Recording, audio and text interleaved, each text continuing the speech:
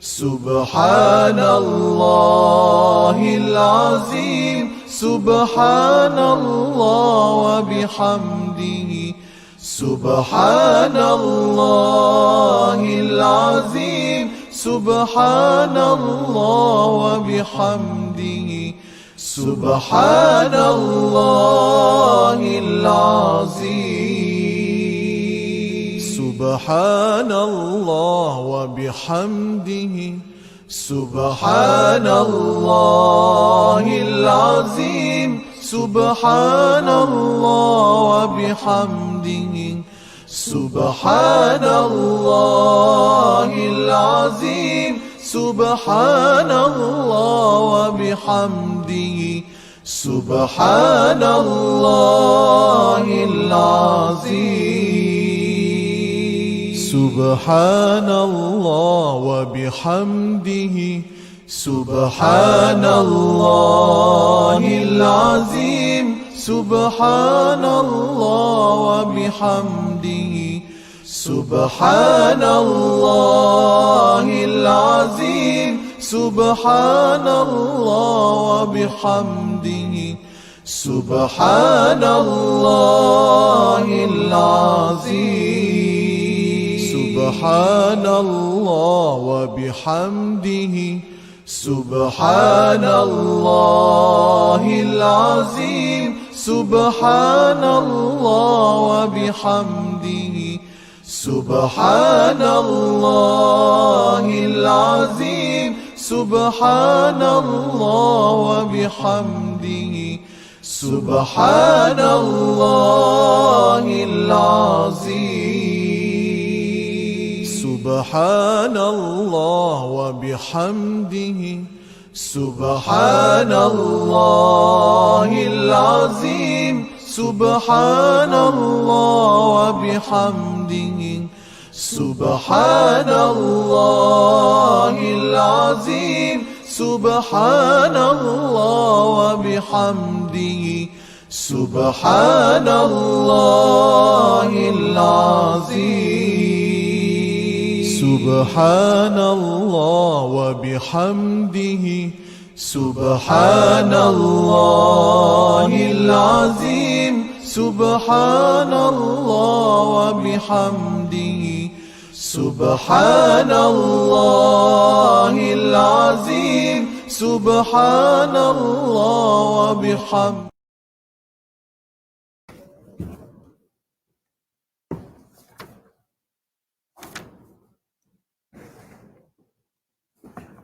أعوذ بالله السميع العليم من الشيطان الرجيم. Muqaddimah surah At-Takwir. Surah ini diturunkan di Mekah, mengandungi 29 ayat. Dinamakan surah At-Takwir, melingkari, kerana Allah Ta'ala menegaskan pada awal surah ini tentang tanda berlakunya hari kiamat, ialah ketika matahari dilingkari cahayanya dan hilang lenyap. Intisari kandungannya menggambarkan berbagai peristiwa yang akan berlaku ketika datangnya hari kiamat. Pada masa itu, mengetahuilah tiap-tiap diri akan amal yang telah dikerjakan. Jika baik, baiklah balasannya. Jika jahat, buruklah balasannya. Dalam bahagian yang lain ditegaskan tentang kebenaran Al-Quran, kalamullah. Dan diterangkan tentang sifat dan tugas malaikat Jibril AS yang menyampaikan wahyu, yakni Al-Quran, kepada Nabi Muhammad sallallahu alaihi wasallam. Setelah menolak tuduhan-tuduhan yang tidak berasas yang dilemparkan oleh orang-orang kafir yang menentang Nabi yang mulia. Maka pada akhir surah ini Allah Ta'ala memberi amaran kepada golongan kafir sambil menegaskan tentang kebenaran apa yang diwahyukan kepada Rasulnya. Dengan demikian, maka kemanakah kamu hendak pergi? Kiranya kamu masih menyeleweng dari jalan Al-Quran. Al-Quran itu tidak lain hanyalah peringatan bagi seluruh penduduk alam. Dan kamu tidak dapat menentukan kemahuan kamu mengenai sesuatu pun. kecuali dengan cara yang diatur oleh Allah, Tuhan yang memelihara dan mentadbir sekalian alam. Bismillahirrahmanirrahim. Idza syamsu kuwirat wa idzan nujumu kadarat wa idzal jibalu suyirat wa idzal isharu uttilat wa idzal wuhus husyirat wa idzal biharu sujjirat wa idzan nufusu zuwijat wa idzal mau'udatu su'ilat bi ayyi dzambin qutilat wa idzas suhufu nusyirat wa idzas samaa'u kushitat wa idzal jahimu su'irat wa idzal jannatu uzlifat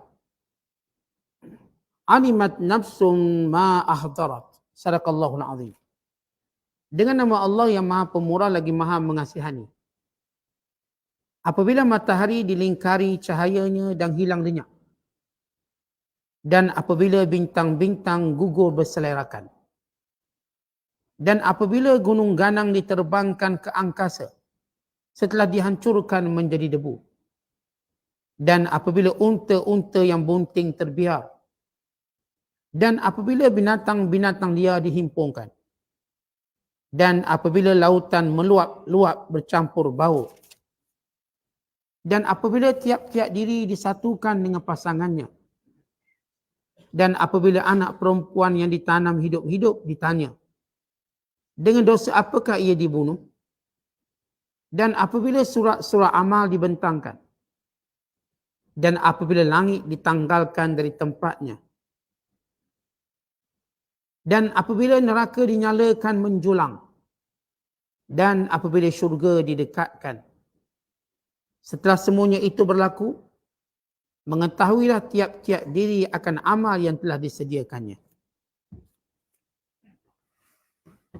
Kita berada dalam penafsiran surah At-Takwir, surah yang ke-81 pada juzuk yang ke-30. Mengandungi 29 ayat. Surah ini dalam kategori surah Makkiyah yang diturunkan di Mekah sebelum hijrah Nabi sallallahu alaihi wasallam ke Madinatul Munawwarah.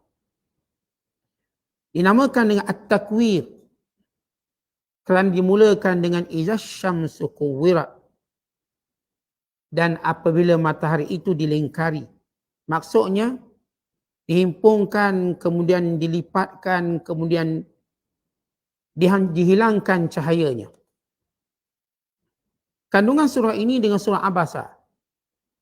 Kedua-dua surah ini menceritakan tentang kedahsyatan hari kiamat. Pada surah Abasa disebut فَإِذَا جَاءَتِ السَّاخَّةُ يَوْمَ يَفِرُّ الْمَرْءُ مِنْ أَخِيهِ Al-Ayah. Dan apabila sampai waktu gegak gempita suara yang memekakkan, yang memisahkan antara orang yang tersayat. Manakala dalam surah ini Allah Ta'ala menggambarkan Idza syamsu kuwirat, apabila matahari dihilangkan cahayanya.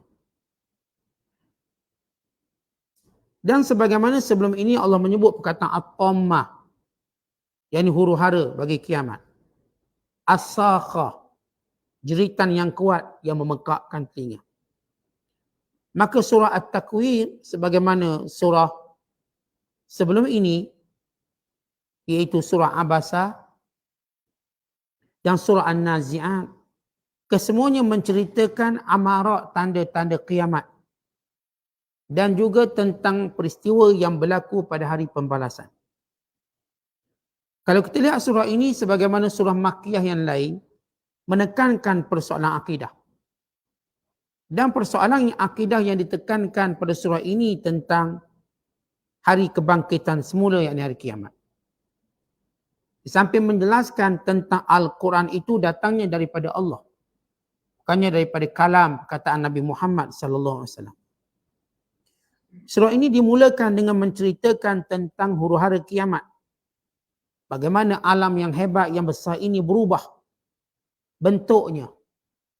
Dan bagaimana alam ini dibinasakan.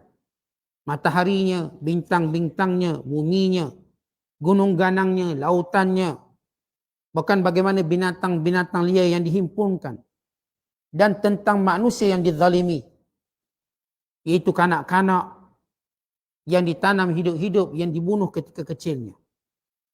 Kemudian menggambarkan ketika mana keadaan neraka, Jahannam yang marak apinya, dan menceritakan keadaan syurga dengan penuh kenikmatannya yang diperlihatkan pada hari kiamat tersebut. Dan surah ini juga menceritakan tentang Al-Quran ini, penurunannya daripada Allah melalui Jibril yang amanah kepada hati Nabi sallallahu alaihi wasallam. Sekaligus penetapan tentang kerasulan dan risalah serta amanah yang dipertanggungjawabkan kepada baginda sallallahu alaihi wasallam bagi menyampaikan wahyunya. Dan bagaimana kelayakan utama Nabi sallallahu alaihi wasallam dalam menerima wahyu. Dan bagaimana Rasulullah SAW diperlihatkan dengan keadaan Jibril yang sebenar. Sebagaimana sabit dan hadis dan ayat ini juga menceritakan tentang Rasulullah melihat Jibril dengan rupa yang sebenar sebanyak 2 kali. Dan surah ini diakhiri dengan menjelaskan kesesatan orang-orang kafir. Dan juga menjelaskan bahawa Al-Quran peringatan, pengajaran kepada seluruh alam, sama ada manusianya atau jinnya, bagi siapa yang menginginkan hidayah dan ingin melakukan kebaikan dan ketaatan. Dan menjelaskan bahawa setiap kehendak makhluk Allah itu tertakluk pada kehendak Allah. Tidak ada seorang pun yang mampu melakukan sesuatu tanpa izin Allah. Kelebihan surah ini, Imam Ahmad meriwayatkan, demikian juga Imam Tirmizi, Al-Hakim daripada Abdullah bin Umar radhiyallahu taala anhuma, dia berkata, Nabi SAW bersabda, Man sarrahu an yanzura ila yaumil qiyamah ka'annahu ra'yu 'ainin falyaqra idza asy-syamsu kuwirat, idza as-sama'u fatarat, idza as-sama'u syaqqat. Siapa yang ingin melihat bagaimana kejadian kiamat yang sebenar, sebagaimana dia melihat dengan mata kepalanya sendiri, maka hendaklah dia membaca 3 surah. Itu surah Iza Syamsu Kuwirat, surah Takwir, Iza Sama'un Fatarat, itu surah Infitar, dan Iza Sama'un Syaqqat, yang surah Insyiqaq. Ketiga-tiga surah ini kata Nabi SAW, siapa yang membacanya dan mentadaburinya, seolah-olah dia melihat kiamat dengan mata kasar. Kerana itu gambaran kiamat yang dahsyat.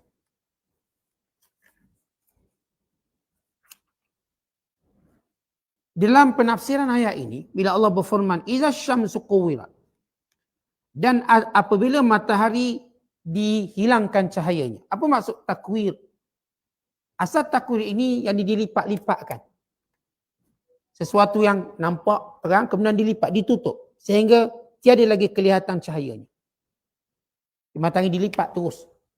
Apabila sesuatu yang kita nampak terang, lalu kita pun lipat sehingga hilang tulisannya. Ini buku kita baca, kita nampak tulisan dia. Kita pun tutup. Tutup, maka kita tak nampak lagi tulisannya. Matahari maksud takwir ialah dihimpunkan begitu dan digompalkannya menjadi satu gumpalan, kemudian dicampakkannya. Sehingga bukan sekadar tidak punya cahaya, tidak berfungsi, bahkan dimusnahkan. Dihancurkan oleh Allah. Allah mulakan dengan matahari yang menjadi sumber kehidupan manusia. Dari semua aspek. Wa imma dari sumber makanannya, sumber pencahayaannya, bukan sumber kehidupannya. Sebagaimana dalam banyak ayat-ayat yang menceritakan tentang bagaimana matahari ini berfungsi, bukan dalam penentuan waktu dan masanya. Maka ia menunjukkan bahawa sudah tamat waktunya. Sudah tamat waktu perkiraan dunia yang berdasarkan kepada matahari. Yang kita mengetahui siang dan malam mulai matahari terbit dan juga tenggelam. Maka tiada lagi cerita malam, tiada lagi cerita siang. Yang kita mengetahui jam-jamnya pagi, tengah hari dan petang. Melalui pergerakan matahari. Tiada lagi masanya. Yang kita mengetahui bagaimana matahari ini membantu proses kehidupan. Tumbuh-tumbuhannya, proses hujannya dan segala-galanya. Semua itu sudah terhenti. Tiada lagi proses kehidupan itu. Tiada lagi fungsi-fungsi yang dimainkan oleh matahari. dengan bahasa mudah, maka hancur bumi ini. Maka dihancurkan yang menjadi fungsi utamanya matahari. Maka kata Allah, matahari telah dilipat cahayanya, telah dihilangkan cahayanya dan telah dimusnahkan. Wa idzan nujumu kadarat, dan bila bintang-bintang berguguran berserakan. Kita bayangkan bintang yang tergantung bagaikan lampu. Ya Allah menzahirkan keajaiban ciptaan ini. Ia lampu-lampu yang tergantung tanpa ada tali. Kalau kita ni lampu-lampu Kalimantan, lampu-lampu yang kita gunakan ni, semuanya dia pasti ada sesuatu yang akan menggantungkannya. Tapi bintang yang lampu-lampu yang tergantung tanpa tali, yang Allah Ta'ala peliharanya, beredar mengikut peredarannya, berada pada tempat-tempatnya. Lalu ia pun berjatuhan dan berselerakkan. Jatuh dan selerak artinya berlanggaran, bertembung antara satu sama lain, maka hancur. Dan pertama Allah sebut matahari dah hancur, dah tak ada cahaya. Bayangkan gelap tanpa matahari. Kemudian bintang-bintang ditambahkan kegelapannya. Kita tak ada matahari, malam kita pun nampak bintang-bintang yang masih mengeluarkan cahaya-cahayanya. Bintang pun tak ada. Prosesnya ialah proses gelap. Sebagaimana manusia melalui proses ini berulang-ulang kali. Kita dalam perut mak kita dalam kegelapan. Kita nanti dalam kubur dalam kegelapan. Kerana Allah nak beritahu yang menjadikan ia bercahaya ialah amal soleh. Yang menjadikan dia bercahaya ialah naur ataupun nur Rabbani. Cahaya ketuhanan. Bukan lagi lampu-lampu yang kita nyalakan pada hukum duniawi. Tetapi ianya dinyalakan melalui amal soleh dan juga kurnia Allah Ta'ala. Maka semuanya gelap. Sebagaimana saya katakan proses kehidupan kita gelap. Semuanya gelap. Maka datang cahaya daripada Allah SWT. Kemudian kata Allah, wa izal jibalu suyirat, dan apabila gunung ganang itu dicabut daripada pasaknya, dicabut daripada tempatnya, kemudian dihancurkannya, lalu ia pun menjadi debu-debu berterbangan di udara. Gunung ini tercabut dari tiupan angin yang kuat. Kemudian dihancur di angkasa, hancur di udara. Terangkat daripada tempatnya, kemudian hancur, meletup. Kemudian menjadi habaan manthura, debu-debu yang berterbangan. Bayangkan gunung yang kuat akhirnya menjadi debu. Bayangkan matahari yang kuat cahayanya akhirnya tenggelam, hilang cahayanya. Bayangkan bintang-bintang yang bergantungan itu akhirnya berguguran. Lihat kedahsyatannya. Allah menggambarkan tentang 12 kedahsyatan kiamat. 6 kedahsyatan yang berlaku di dunia dan 6 kedahsyatan keadaan yang menakutkan, menggerungkan di akhirat. Maka Allah menyebut keadaan pertama matahari. Keadaan yang kedua ialah bintang-bintang.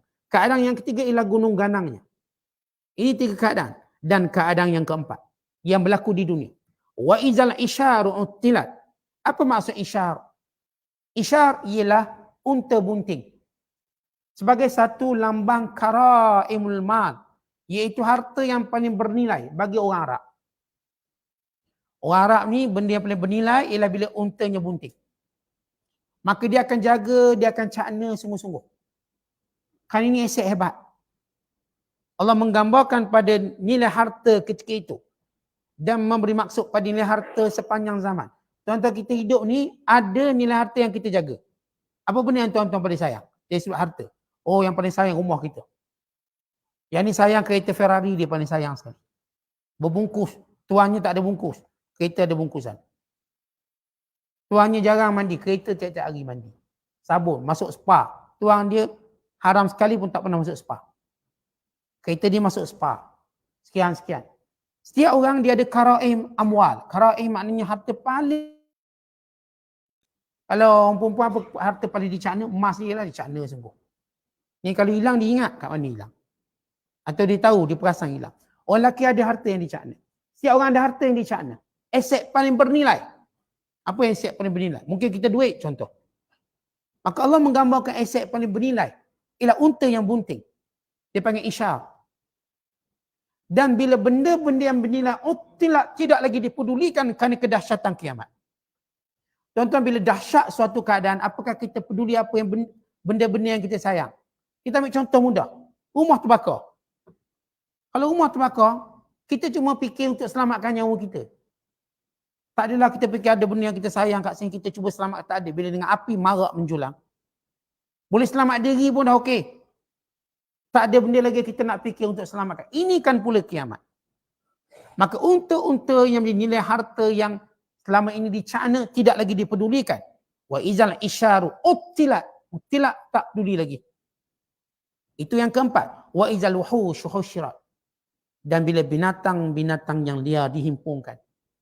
Tuan-tuan, bila berlaku huru-hara, lalu binatang-binatang ini berkumpul ke tempat yang masih selamat. Umpama kita lihat kalau kejadian hutang terbakar, apa jadi? Semua binatang akan meluru, lari cari tempat yang tak terbakar. Dahsyatnya kiamat, masing-masing cuba meluru di tempat yang paling selamat. Manusianya, jinnya, binatang-binatangnya. Ya manusia pasti, demikian juga jin. Tapi Allah nak menggambarkan dahsyat hatta binatang-binatang pun. Kalau binatang ni lari, kadang-kadang tak ada akal, tak ada perasaan macam manusia. Apa tak lagi manusia?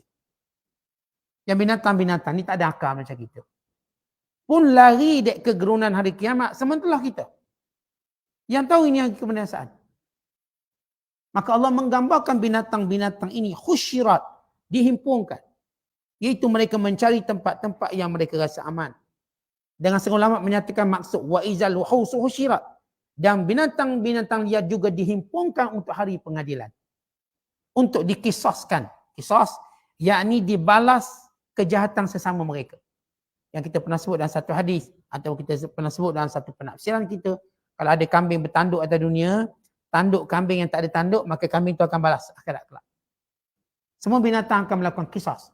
Kemudian Allah berfirman kepada mereka, kuni turaba, jadilah kamu tanah atau pasir. Sebab binatang tak masuk syurga. Dia jangan gata-gata mulut, tengok beli kucing, ini kucing syurga. Jangan. Nak sayang kucing, sayanglah, kita tak marah, sayang. Tapi jangan kata ini kucing syurga, ahli syurga. Binatang tidak menjadi ahli syurga. Yang ahli syurganya manusia dan jin. Ini ahli syurga. Kadang-kadang kita baik sangat binatang ni. Surat makan pun bismillah, bismillah makan. Ajar kucing angkat tangan, doa makan. Sayang kucing, okeylah, kita tak kisahlah dia orang didik macam tu. Tapi kita kena tahu satu benda, binatang-binatang dia tak masuk syurga. Habis tak kalau orang tu dia nak binatang, jinak sebagainya, bukan binatang yang dipelihara di dunia. Kerana Allah akan jadikan ia lebih baik.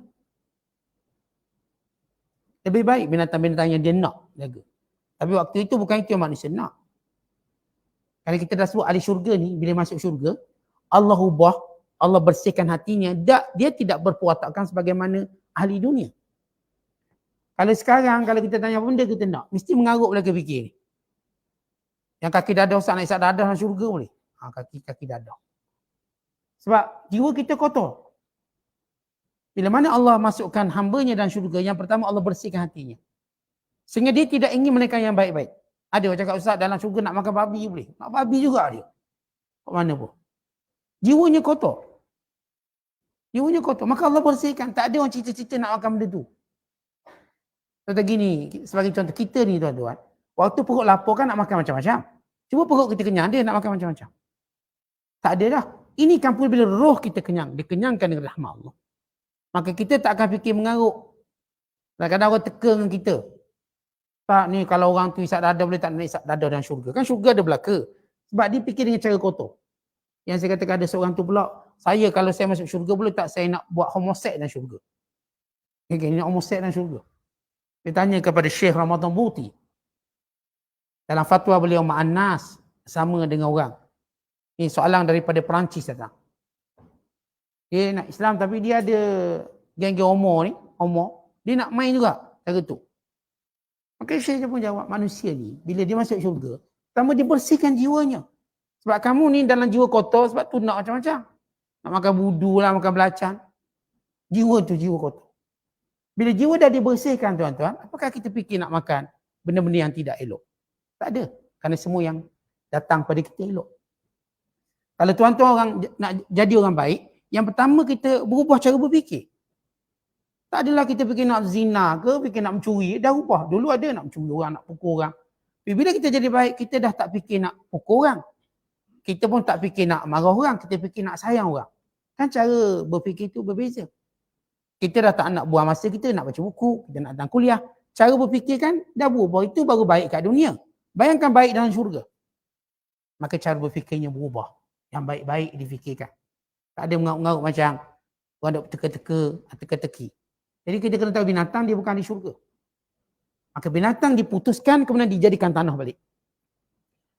Kalau orang kata Ustaz saya ni sayang kucing, sayang itu dan ini, boleh tak saya nak biar benda tu ada? Ya, tapi bukan yang tu.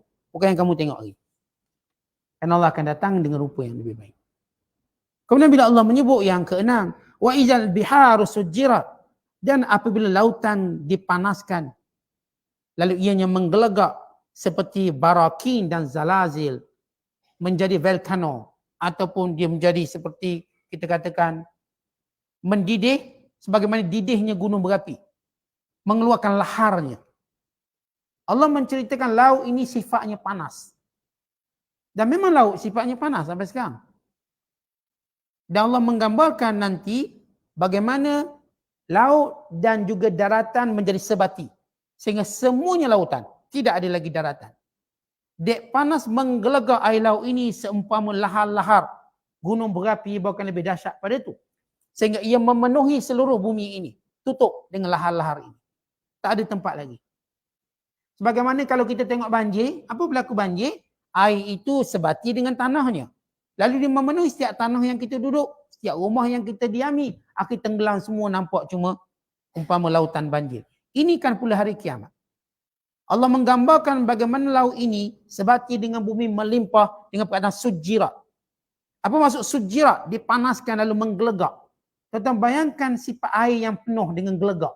Tuan-tuan kalau tuan-tuan jerang air, masak air, walaupun air itu tuan-tuan tak penuh dan kendi, tapi bila dia menggelegak dia akan memenuhinya. Lalu melimpah keluar. Bayangkan kalau kendi itu memang dah penuh. Kendi yang tak berpenuh ni kalau tuan-tuan masak air, kita tak pernah tengok masak air ni. Jadi order pula kepuk pandai tak perasan, tahu-tahu teh panas datang. Tengok air itu menggelegak. Kita kalau tak penuh pun, bila dia menggelegak, dia melimpah keluar. Ini kan pula kalau penuh. Dan laut ini penuh. Kerana kedalaman laut cukup menenggelamkan seluruh dunia ini. Atau kedalaman laut kan diukur, manusia ukur. Yang dalam sekali. Letak burus, letak gunung Everest pun tenggelam. Gunung Everest tinggi dah 8 km, 9 km. Letak dalam laut tenggelam terus. Masih lagi dia punya kedalamannya. Yang tak mampu diukur. Mereka agak-agak ni kawasan paling dalam dekat apa mereka sebut kawasan Marina di Filipina, kedalaman 1 km sekian. Bukan lebih dalam pada itu. Kerana manusia antara tempat yang mereka takkan mampu pergi ialah kedalaman lautan. Tak mampu. Walau mereka cuba dengan rekod macam-macam.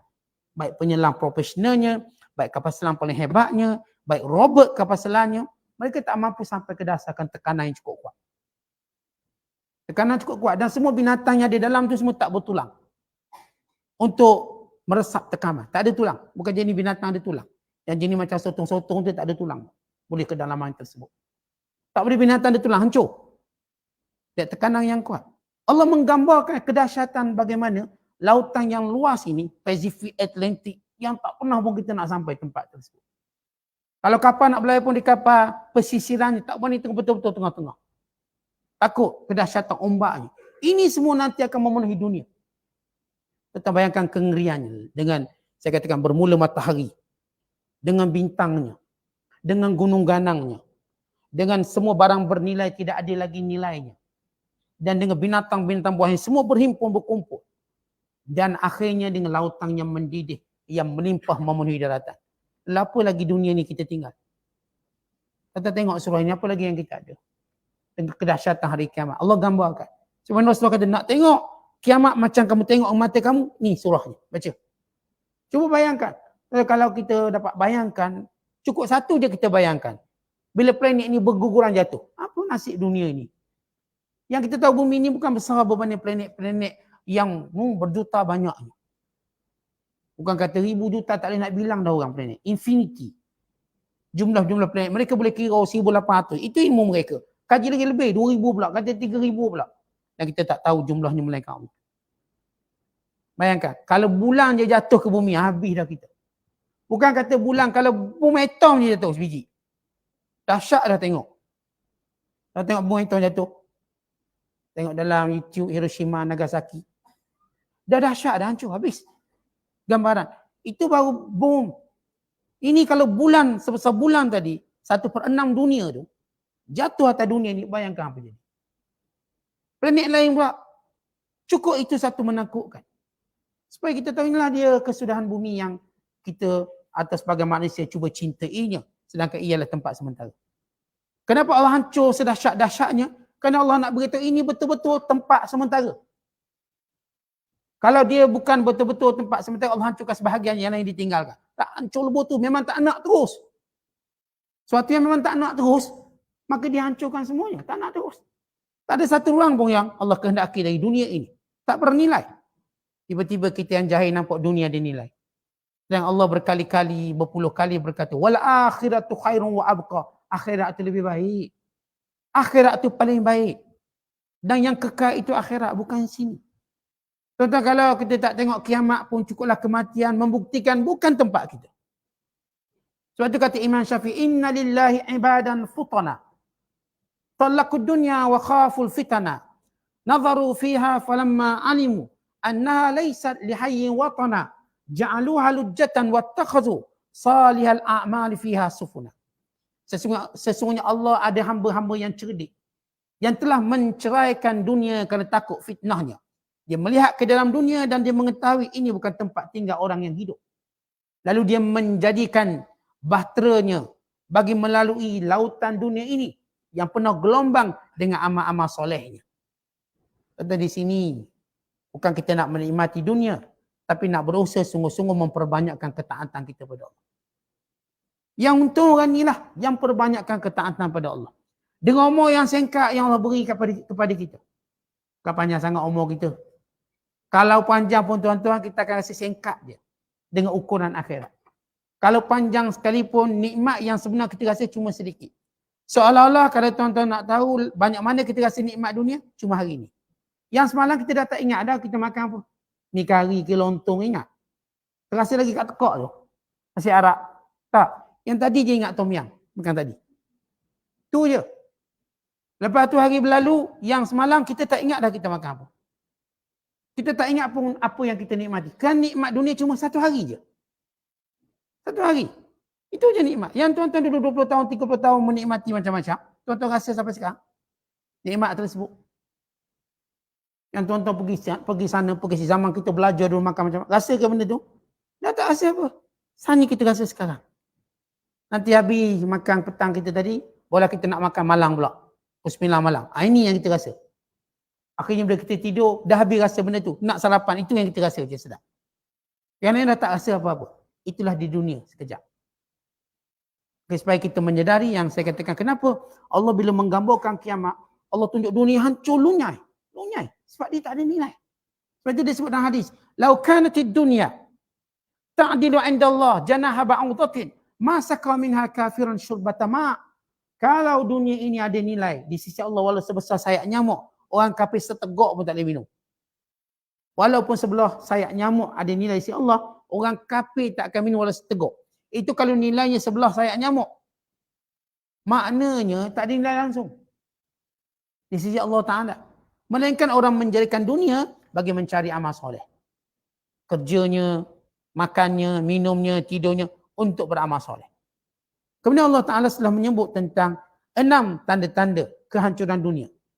Pada mukaddimahnya. Kemudian Allah menyebut 6 tanda yang berikutnya yang berlaku pada hari kiamat. Yakni bila proses itu hancur, kita lihat apa 6 perkara pula yang berlaku selepas itu. Wa izan nufusu zuwijat. Dan apabila jiwa ini dicantumkan kembali. Apa maksud? Nufus zuwijat, iaitu apabila roh bertemu kembali dengan jasad-jasadnya. Contoh bila berlaku kiamat. Proses pertama ialah proses kehancuran dunia. Dan proses kedua bagaimana mahsyar kiamat itu. Allah hubungkan kembali, satukan kembali roh dan jasad sesudah dia mati. Tuan-tuan, bila kita mati, berpisah roh dengan jasad kita. Berpisah roh dengan jasad kita. Proses mati itu ialah roh keluar daripada jasad. Dah. Roh tidak boleh kembali lagi. Tak boleh kembali untuk dihidup kat dunia. Tetapi dia kembali untuk hidup di alam barzakh. Pada hukum yang telah ditentukan.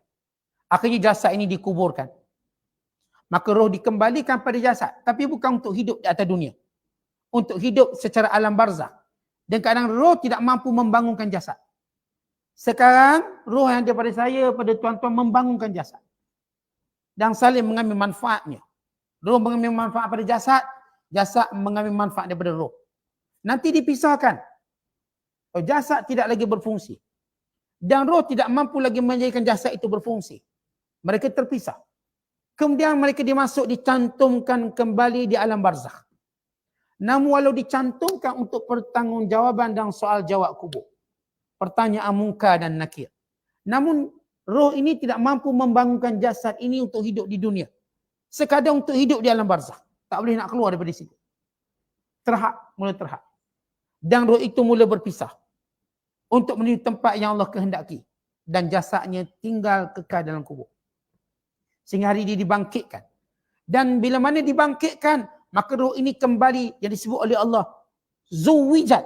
Zuwijat dikahwinkan balik. Disatukan balik. Itu maksud zuwijat. Wa izan nufus. Dan apabila roh dan nyawa disatukan kembali.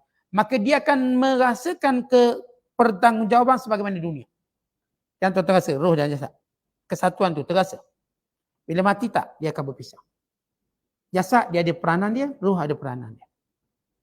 Walaupun masih ada hubungan kaitnya, ta'aluk. Tapi tidak sebagaimana waktu hidup di dunia. Dan nanti bila kita dibangkitkan kembali ta'aluk, hubung kait tadi macam kita hidup sekarang. Sama, macam hidup sekarang. Kembali. Untuk apa? Untuk merasakan penyesalan bagi orang yang melakukan kejahatan. Dan untuk merasakan kegembiraan bagi orang buat ketaatan. Maka Allah kata dihimpunkan. Wa izal mau'udatu su'ilat. Dan bila bayi-bayi yang dibunuh waktu kecilnya ditanya, bi ayyi zambin kutilat, dosa apa dia dibunuh?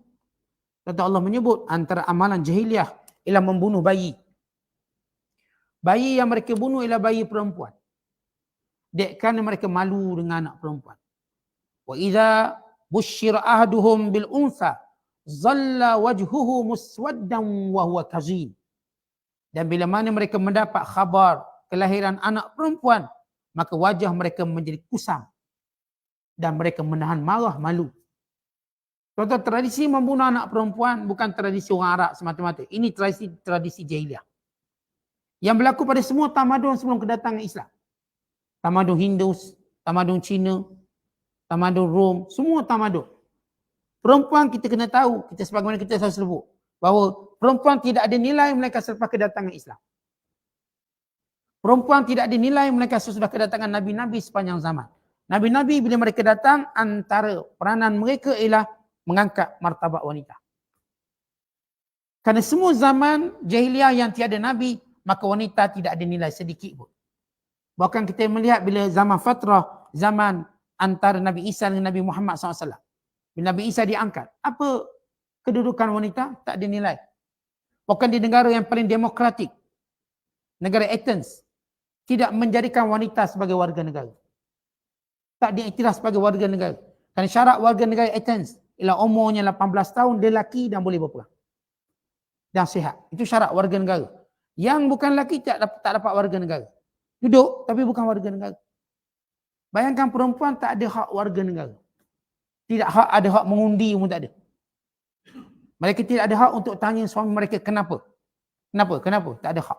Atas sebahagian budaya dan adat jahiliah, kalau suami mereka mati, maka dibakar suami isteri sekali. Yang disebut sebagai adat sati. Bukan peliknya sampai sekarang masih diamalkan. Walaupun kalau kita baca sejarah adat sati di India, ni Inggeris cuba hapuskan, datang parti-parti baru cuba hapus. Tetap yang menjadi tradisi bagi beberapa kabilah-kabilah masih ada. Kalau sekiranya suami itu mati, isteri kena bakar sekali. Kalau isteri mati, suami tak boleh bakar. Sampai macam tu nilai perempuan macam sampah, bakar. Dibunuh. Dan sebagainya. Kalau suami mabuk, tak ada masalah. Kalau isteri mabuk, halal darahnya. Dia boleh dibunuh. Tidak ada pengadilan, hukuman.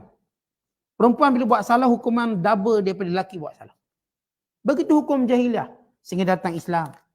Tak ada orang boleh menafikan mana-mana sarjana, pada pengkaji, pada bahis, pada ilmuwan, pada cendekiawan, menafikan bahawa zaman Islam lah zaman di mana Islam angkat wanita. Lalu Allah muliakan Rasulullah dengan anak-anak perempuan. Allah muliakan Rasulullah dengan anak perempuan. Zainabnya, Ruqayyahnya, Ummi Kalthumnya dan Fatimah. Dan bagaimana Islam mengangkat nilai wanita begitu tinggi. Sehingga syurga di bawah tapak kaki ibu-ibunya. Syurga di bawah tapak kaki ibu. Bahkan bagaimana kemuliaan wanita dari semua aspek. Dan bagaimana Islam jaga antara hukum cerai. Kalau zaman sebelum datang Islam, mereka boleh cerai bini mereka berapa ribu mereka nak cerai. Cerai ambil cerai, cerai rujuk. Mereka mempermainkan. Maka datang Islam cukup 3. Kalau kamu tak suka isteri kamu, nak cerai 3 je. Supaya kamu setiap kali bercerai, kamu berfikir dan menyesal atas perbuatan kamu. Zaman jahiliah dulu, dia cerai sampai dekat nak iddah, dia rujuk balik. Sampai beratus kali. Suka dia. Sehingga perempuan ini tergantung. Maka datang Islam. Bukan hak memilih jodoh. Islam beri pada wanita. Bukan sekadar hak wali semata-mata. Bukan hak wanita. Bila seorang wanita datang jumpa Nabi SAW, ya Rasulullah, saya dikahwinkan oleh ayah saya tanpa izin saya. Saya tak nak dikahwinkan. Lalu kata Rasul, kalau begitu aku farakkan. Farak maksudnya bubar. Dalam istilah perkahwinan kita panggil farak. Maksudnya bubar tanpa ada cerai. Kerana perempuan ni tak setuju. Kata Rasul, tak apa, aku akan farakkan. Lalu kata wanita ini, jangan ya Rasulullah. Cukup aku hanya nak beritahu kepada semua wanita mereka ada hak untuk memilih. Ini walaupun kita sebut, kita mengaji fiqh, kita ada wali mujbir. Wali mujbir yakni wali yang boleh paksa kahwin. Ijbar. Wali mujbir, ayah ataupun atuk. Walaupun kita sebut wali mujbir, tetap wanita yang ada hak. Apatah lagi kalau dia janda, lagi dia kuat hak dia. Sebab dia dah ada pengalaman kahwin. Dia tidak boleh dikahwinkan melainkan dengan izinnya. Kalau wali menikahkannya tanpa izin, maka tak akan jadi perkahwinan. Sampai dia yang izinkan. Dan ayah tak boleh bantah dia yang izin sebab dia punya pengalaman. Dia nak kahwin dengan siapa, hak dia. Sampai macam tu dia beri hak pada wanita. Hak harta pusaka dan banyak hak-hak yang lain. Cuma datang pula zaman di mana orang cuba untuk kononnya nak mengangkat wanita sama dengan lelaki. Sampai dia lupa mengangkatnya sama dengan lelaki seperti menghinanya. Tuan-tuan apa benda pun kita nak angkat, dia ada level dia, tak boleh angkat lebih-lebih. Angkat lebih dia akan binasa. Kalau mereka nak angkat wanita lebih macam lelaki, mereka tak mampu. Kerana dari sudut kejadian biologi fizikal wanita, dari sudut emosi wanita, semua ini memainkan peranan. Islam letak dia pada tempat dia yang sesuai. Datang orang kafir, golongan feminism. Lalu cuba nak angkat biar wanita tinggi pada lelaki pula. Akhirnya nak bertinju dengan lelaki, tebang mata, nak bertinju dengan lelaki. Mereka nak masuk tinju yang lelaki masuk. Mereka nak suka macam lelaki masuk. Mereka tak boleh. Walaupun mereka bina badan sampai berketul macam lelaki, tetap mereka lemah berbanding lelaki. Lelaki yang badan tak berketul pun dia tetap gagah. Walaupun tidur dan kuliah tapi gagah. Lelaki, itu perangai lelaki. Artinya tuan-tuan sekalian, fitrah ni Allah Ta'ala dah bentuk. Dah tentukan. Kita tidak pada golongan yang menjatuhkan, tidak juga cuba angkat lebih-lebih sehingga menghina wanita tu pula. Menghina wanita.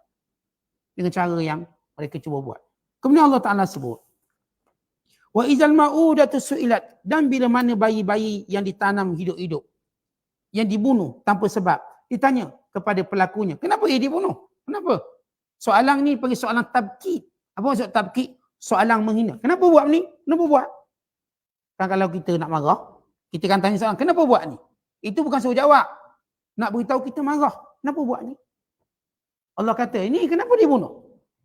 Sebab apa dia dibunuh?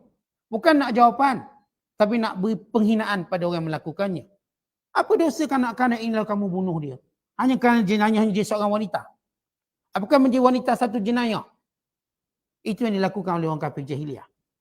Maka kemudian Allah Ta'ala menyebut, wa izas suhufu nusyirat, dan bila buku catatan diagih-agihkan, dibentangkan, diperlihatkan, lalu mereka melihat amalan mereka sebagai disebut dalam Al-Quran.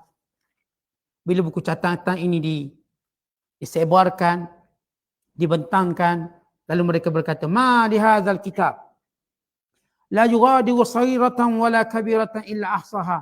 Ini kitab apa ni? Kecil besar semua dicatat. Keheranan bagi orang kafir dan jahat. Ada pun orang beriman melihat buku catatannya dengan gembira. Sehingga mereka menunjukkan buku catatannya pada keluarga mereka dan gembira. Sebagaimana persis kalau kita dulu kat dunia masa periksa, kita berjaya, kita pun nak tunjuk. Mak kita, ayah kita, kawan-kawan ni result aku ni. Kalau dia ni tak berjaya, dia pun tak nak tengok. Dia pun tak nak tengok. Sebab buruk keputusan dia. Pun bahkan dia tak nak tunjuk korang. Orang tanya mana keputusan kamu? Tak ambil lagi. Dia boleh mengaku tak ambil. Sebab tak nak tunjuk. Ataupun dia kata, adalah tak nak beritahu orang. Tetapi itu baru keputusan periksa kat dunia. Ini keputusan amalan di dunia. Kata Allah, wa iza suhufu nusyirat. Dan ingatlah apabila buku catatan dibahagi-bahagikan. Wa iza sama'u kushitat. Dan ingatlah ketika mana langit itu digulungkan. Kata kushitat, asal maksudnya ialah kambing kita lapah kulit dia. Kalau tengok kambing bila kita lapah kulit, buang dia daripada kambing dia, lapah. Demikian langit tadi dikushitat. Artinya dilapahkan daripada apa kita lihat sekarang. Dilapah, digulungkan. Sehingga tidak ada lagi. Ayat lain bagaimana langit itu berkeping-keping jatuh. Dan ayat lain disebut bagaimana langit itu berlubang-lubang seperti pintu-pintu. Kemudian Allah menunjuk langit itu kemudian digulungkan. Kushitat artinya seperti dilapah kulit kambing. Dipisahkan sehingga tak nampak lagi langit. Kemudian kata Allah, wa izal jahimus su'irat. Dan ketika mana dia perlihatkan neraka Jahannam, neraka Jahim yang bergelodak apinya. Tak ada lagi kalau kita cerita langit, kita cerita tentang limitation, tentang persempadanan atas. Kalau dah langit dah tak ada, maksudnya apa? Tidak ada persempadanannya lagi. Kalau tuan-tuan lenggok, tuan-tuan nampak langit, tuan-tuan nampak persempadanan dari sebelah atas. Kita nampak persempadanan bawah, persempadanan kanan, persempadanan kiri. Tapi Allah nak gambarkan, tiada lagi persempadanan atas yang kamu namakan langit. Yang adalah neraka yang menjulang apinya. Setinggi-tingginya. Menghilangkan langit tadi. Kalau tidak tuan-tuan, kalau api itu menjulang, oh kita kata, oh ni di bawah langit. Bagaimana tinggi pun dia di bawah langit. Kali ini tiada langit. Untuk menunjukkan ketinggian kobaran api yang luar biasa. Su'irat. Dinyala-nyalakan terus. Kita cerita bagaimana bercabang-cabang api tadi. Bagaimana api tadi mengeluarkan rimbunan asap yang tak boleh jadi teduhan, melainkan haba yang membakar dan menghancurkan siapa yang mendekatinya. Kemudian sudah Allah menyebut jahim. Wa izal jannatu uzlifat. Dan apabila syurga didekatkan kepada orang bertakwa. Orang kafir, maka mereka diperlihatkan dengan neraka yang ingin memamah mereka. Manakala orang beriman, Allah berfirman dalam ayat yang lain, surah Qaf, wa uzlifatil jannatu lil muttaqina ghaira ba'id. Didekatkan syurga kepada orang bertakwa dan tidak jauh, kata Allah. Ada pun orang bertakwa, orang soleh, orang beriman. Pada hari itu, mereka melihat bagaimana syurga didekatkan. Ada pun orang kafir, mereka melihat kobaran dan nyalaan api yang tiada sempadannya. Artinya ada dua gambaran. Golongan suada, orang bahagia. Golongan ashqiya, orang yang celaka. Kemudian kata Allah, alimat nafsum ma'ahdarat. Pada hari itu, semua diri akan mengingati perbuatan mereka. Yang buat jahat, tahulah kesudahan kat mana. Yang buat baik, gembiralah dia, dia tahu kesudahannya di mana. Kata Allah, bila ditunjukkan neraka, ditunjukkan syurga, alimat nafsum ma'ahdarat. Setiap diri mengetahui apa yang dilakukan di dunia dahulu. Kita pasti akan tahu, ingat balik. Kat sini tuan-tuan mungkin ada benda jahat kita tak ingat. Mungkin saja tak nak ingat. Kat sini mungkin ada kebaikan kita tak ingat. Namun di sana tidak ada kebaikan atau kejahatan melainkan Allah datangkan ingatan itu pada manusia. Wa ima dia dalam ingatan yang menyeksakan dirinya atas kejahatan dia buat. Wa ima ingatan yang akan menggembirakan dia. Dia ingat balik dia pernah buang sampah. Dia ingat balik dia pernah tolong orang tu. Allah ingatkan untuk gembirakan dia. Kadang orang beriman bukan sekadar dia gembira dengan syurga. Dia gembira dengan amal soleh yang dia buat dahulu. Kerana tahu inilah hari dinilai amal soleh dia. Seronok. Kita mungkin di dunia kita lupa sebagai amal soleh kita. Tak ingat dah kita. Tapi di sana satu nikmat, Allah ingatkan amal soleh.